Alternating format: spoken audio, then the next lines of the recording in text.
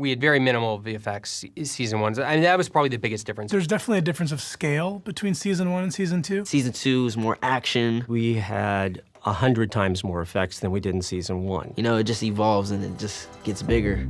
But we went into season 2 knowing that visual effects were going to be utilized not just to augment practical effects, but really to create things that are not humanoid. The key is just bringing in a top-notch visual effects team. They felt like it's going to get bigger, season 2, than season 1 in terms of visual effects. And there were like the two things, the shadow monster and the demogorgons. Those were the two things that we knew right from the get-go that they had to be developed and figured out. And that was something we didn't have year 1, where we had visual effects team on the ground with us at all times, making sure we were getting everything we needed to make it look as good as possible. Just to make it on par with the first season would have been great, but I think we shot for the moon, and I think it shows in season 2.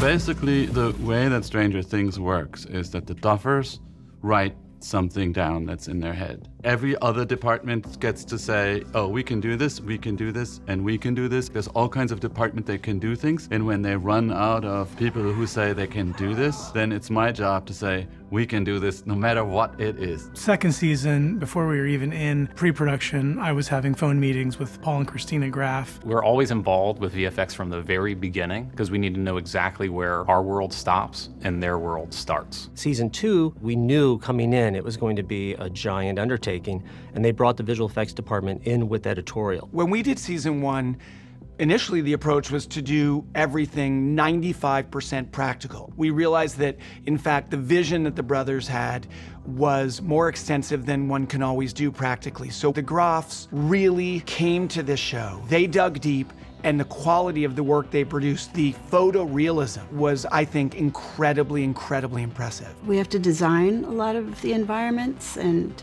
the creatures. He had already so many interesting ideas. How do we pull off this shadow monster, and how do we pull off Dart, this small creature? And then they brought in Michael Marr, who's now our storyboard artist and concept artist. If I'm storyboarding a scene, it's usually heavier on visual effects or complicated stunt work. So the storyboards more or less become the Bible for that. We pretty much just shoot his storyboards. I'm not advocating well for my directing. And of course, there's concept design, showing how the rift is going to look. A lot of the effects were driven by the concept art. And then he helps us figure out the monster designs. It starts usually with a sculpture, so we digitally sculpt things, almost as if you were to do it with clay. The 4 stages of the Demogorgon evolution and the shadow monster were what we started with. We went through a process of design. There was like a polywalk stage, and then it would develop extremities, and then it would grow and eat the cat, and then it would grow really large, to the size of a large dog.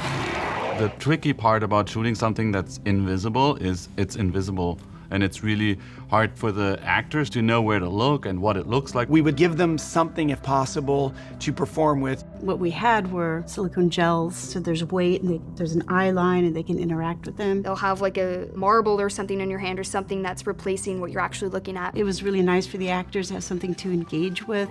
The climax for the Demogorgons is really the death of Bob, where he gets like attacked. So we figured even if it's harder to sort of like erase somebody from the frame, we need some kind of person in the shot that really fights with him and really like lays into him.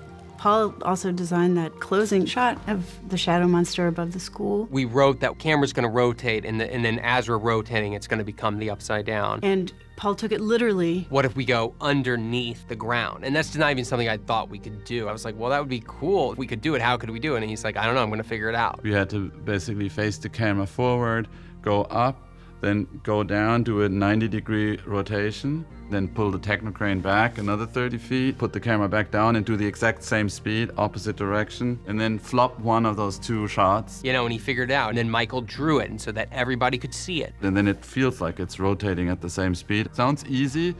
It's really difficult to do for the camera operators. We had like about 5 people on wheels on a camera trying to get this technocrane to I think Bob said get the he'd move. never seen so many people operating a technocrane at the same time, but they got, I mean, they're all incredible and they got it. We think about composition and camera angles and lighting. So it all kind of blends together into what could be best for the story, what's going to give the most impact emotionally, what could really make a fun and exciting shot. The thing about a show like this, it is so much work that you have to rely on people. So you need smart, creative, passionate people like Paul and Christina.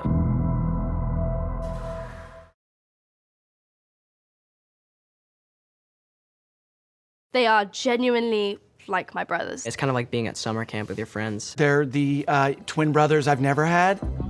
Hi, I'm Matt Duffer. Ross Duffer. We created Stranger Things. The project is their baby. They're the fathers of Stranger Things. They're just extremely good storytellers, so I feel in really good hands. They're back and forth constantly wearing a billion different hats, and I'm in awe of what they can do. The superpower behind Stranger Things is the Duffer Brothers. Season 2 was about honoring what is special in character, but very much aspiring in world building and event. Whenever there was a sequel to a movie, it always felt like it upped the ante a little bit, and the stakes got a little higher. And we said, in order to make this feel like a movie, in order to make it feel a little bit more like an event, I think we need to take it to another level. They want the show to defy expectations and to rise above expectations. It felt like an action movie, like we were making, you know, the Temple of Doom. The fight scene with Steve and Billy was amazing to see. No one tells me what to do. Like the last 2 episodes were so cool. The guys have taken something and then they want to keep moving it forward. Not only are they amazing creators and they've created this fantastic show, they can direct like insane. The Duffer Brothers create a world where they just hire people that are good people. They have a really clear vision of what they want. It really does start with us with like 5 other nerds writing ideas up on a whiteboard. And then suddenly you've got, 100 children running around in 80s Halloween costumes in a perfectly designed 80s streets. And the number of people who it takes to make something like that happen. From the makeup department to the camera department to the writers to the directors to the producers. We're all on the same team and we're all trying to create something beautiful. They'll let me run with something, especially with storyboards or creatures. What Paul and Christina and Michael do is they inform us as we're writing. They'll give us drawings and ideas. Then you get the script, and what you were just talking about last Tuesday is now in the new version of the script, and you'll feel like, oh man, we just came up with this and now it's in the script. This is so cool. There's nothing like the moment when, you look into like your inbox and you're like, oh my God, new script. The collaboration is easy because they're open to ideas. And so you just sort of walk in and you're like, oh my God, this little thing that I wrote has suddenly come to life. And it's an amazing testament to these people, especially it's either what I imagine or it's even better than what I imagined.